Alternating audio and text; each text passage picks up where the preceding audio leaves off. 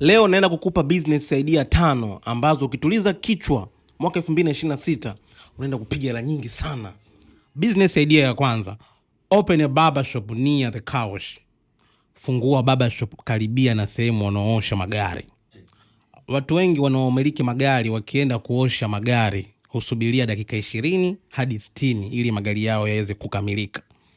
Hivyo hutafuta cha kufanya wakati wakisubiria hayo magari yao. Na akigundua kwamba hapo karibu kuna barber shop, wazo la kuwa msafi litamjia. Kwa hiyo atataka awe msafi yeye pamoja na gari lake.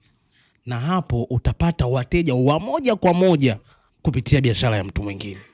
Start an egg business in front of a gym. Yani uza mayai hasa ya kuchemsha karibu au mbele ya gym. Watu wa mazoezi mara nyingi huamini na ushauriwa pia na trainers wao kwamba watumie mayai kwa wingi, kwa sababu mayai hupunguza kiwango cha mafuta mwilini. Mayai pia husaidia kujenga misuli, lakini pia mayai ina kiwango cha juu cha protini katika mwili wa binadamu. Hivyo wewe kama muuzaji wa mayai, uza mayai mbele ya gym au karibu na gym. Sell flowers outside cemeteries, yani uza maua au mataji pembeni na eneo la maziko au makaburini.